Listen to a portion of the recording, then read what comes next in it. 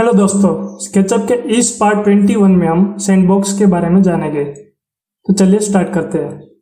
तो सबसे पहले हम जाएंगे व्यूज़ के अंदर, टूलबार्स में, और सिलेक्ट करेंगे सैंडबॉक्स। इसको हमें चेक कर देना है, तो हमें सैंडबॉक्स दिखाई देने लगेगा।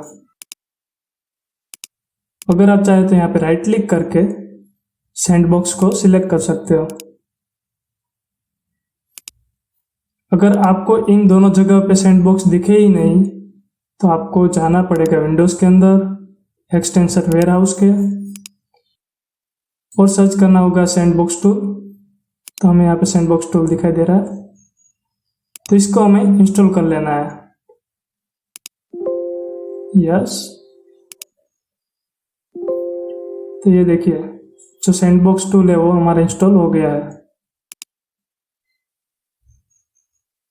ज़्यादातर स्केचअप के जो वर्जन होते हैं उसमें सैंडबॉक्स डिफ़ॉल्ट इंस्टॉल ही आता है। अगर इंस्टॉल ना हो तो आप इस तरह से इंस्टॉल कर सकते हो। तो सबसे पहले बारी आती है फ्रॉम कॉन्ट्रास्ट टूल की। तो इसको कैसे यूज़ किया जाता है वो देखिए आप। तो मैं सबसे पहले यहाँ पे कर्व्स बना लेता हूँ, ये जो लाइंस खींच रहा हूँ मैं। अब सिलेक्शन टूल लेके तीनों को मैंने सिलेक्ट किया। अब फ्रॉम कॉन्ट्रास्ट टूल को मैं सिलेक्ट करूँगा, तो ये देखिए इस तरह की डिज़ाइन बन गई है। तो आप इसको इस तरह से इस्तेमाल कर सकते हो। अब बारी आती है फ्रॉम स्क्रैच टूल की। इस टूल को हम क्लिक करके जैसे ड्रैग करेंगे तो यहाँ पे चेक्स बनने शुरू हो जाएंगे। आप जितने भी चाहे उतने चेक्स बना सकते हो। जितने ज़्यादा चेक्स बनाओगे उतना आपका मॉडल है वो स्मूथ बनेगा, और आपका जो सिस्टम है वो थोड़ा लोड भी लेगा। तो फिलहाल मैं इतना ही चेक्स बनाता हूँ। अब मैं स्मूथ टूल लूँगा।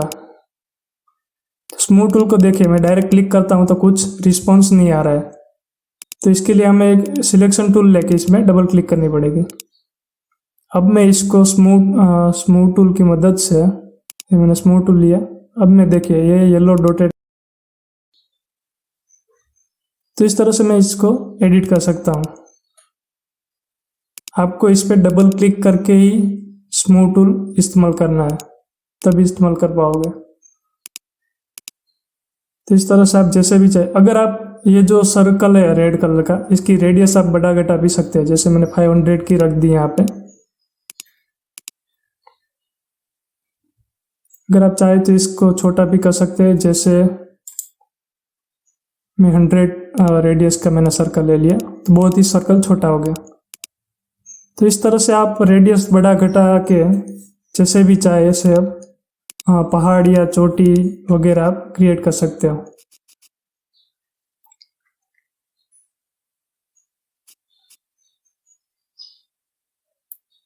अब बारी आती है स्टेम टूल की। तो स्टेम टूल को इस्तेमाल करने के लिए मैं एग्जांपल के तौर पे मैं एक रेक्टेंगल ले लेता हूँ। अब मैं मूव टूल लूँगा और इसकी फेस को सिलेक्ट करके अप एरो की प्रेस करूँगा, तो ये देखिए ब्लू एक्सिस में ये गया। अब मैं इसको इस तरह से सेट कर देता हूँ। ये मैंने सेट कर दिया है। जितना चाहे आप उतना ऊपर रखें रेक्टेंगल को। अब मैंने स्टेम टूल को सिलेक्ट किया, रेक्टेंगल को सिलेक्ट किया, और ये जो हमारी चोटियाँ है उसको हमने सिलेक्ट किया। तो ये देखिए इस तरह का प्लेटफॉर्म आपके पास आ जाएगा। एक स्टेज जैसा बन गया है। ठीक है, इसके भी हमें ज़रूरत नहीं, तो इसको हम डिलीट कर देंगे।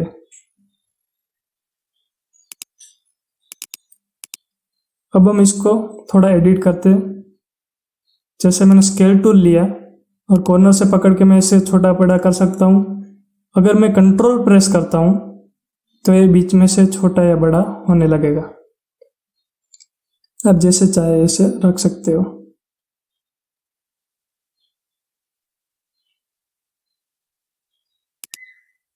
मूव टूल लेके मैं इसको कहीं पे भी मूव करा सकता हूँ। अगर आप एरो की दबाओगे तो ब्लू एक्सिस में ही जाएगा। तो ये एरोस की खासियत है। अभी मैं यहाँ पे थोड़ा किला बना लेता हूँ।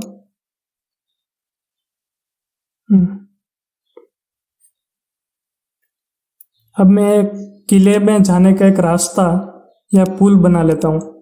तो इसके लिए मैं कर्व टूल लेके इस तरह से लाइन खींच रहा हूँ।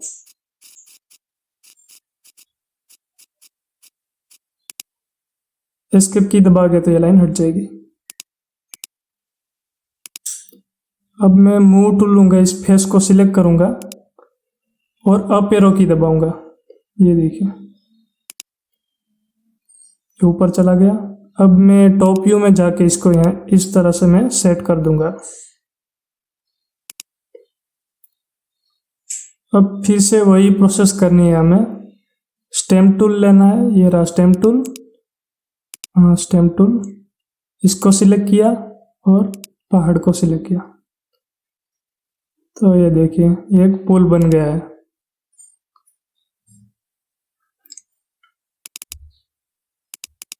तो स्टेम टूल का इस्तेमाल था। तो अभी मैं एक सर्कल ले लेता हूँ, ठीक है। अगर आप सर्कल की जो साइड से वो बढ़ा घटा सकते हो, बढ़ाना चाहते हो तो जैसे 20S मैंने प्रेस किया, किसी भी नंबर के पीछे S प्रेस कर दोगे तो उतनी साइड्स बन जाएगी। जैसे मैं 30 और 5 करके S दबाऊंगा तो देखिए 5 साइड्स बन गई सर्कल की। कीबोर्ड पे सिर्फ प्रेस ही करना है। जैसे 50S दबाया कीबोर्ड पे मैंने तो इसकी 15 साइड्स बन गई और ये जो हमारा सर्कल है वो परफेक्ट सर्कल बन गया क्योंकि साइड्स ज़्यादा थी इसलिए। तो इसको हम राइट एरो की प्रेस करके इस रेड एक्सिस में लाएंगे और इसको 90 एंगल का मैंने एक पाई बना दूंगा। तो ये 90 एंगल का पाई बन गया। अगर आप चाहे तो इस पाई को हम स्केल भी कर सकते हैं।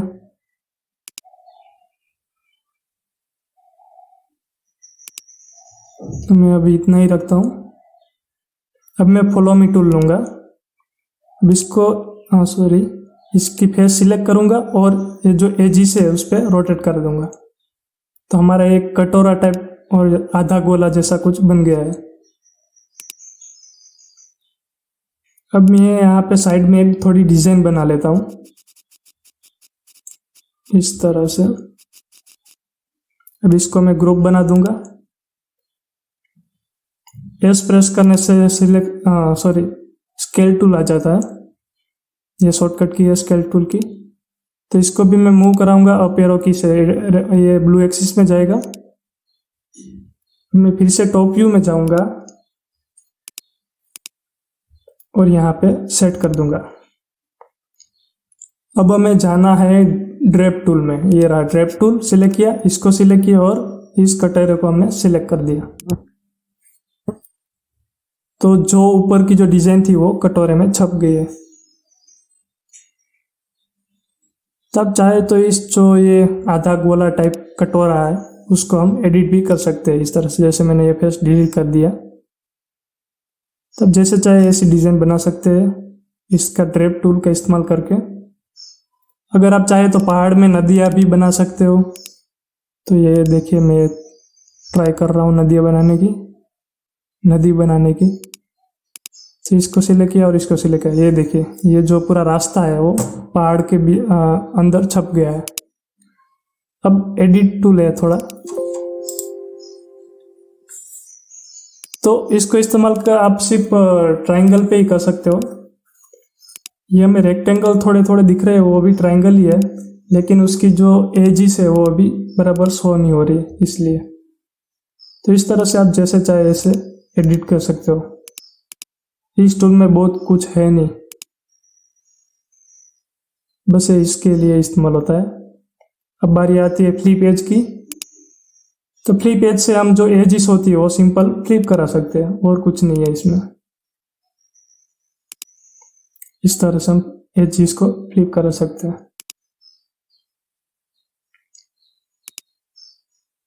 ठीक है, तो फिलहाल आज के लिए इतना ही। अगर यह वीडियो आपके लिए यूजफुल रही हो तो प्लीज़ वीडियो को लाइक कीजिए, शेयर कीजिए और कमेंट भी कीजिए।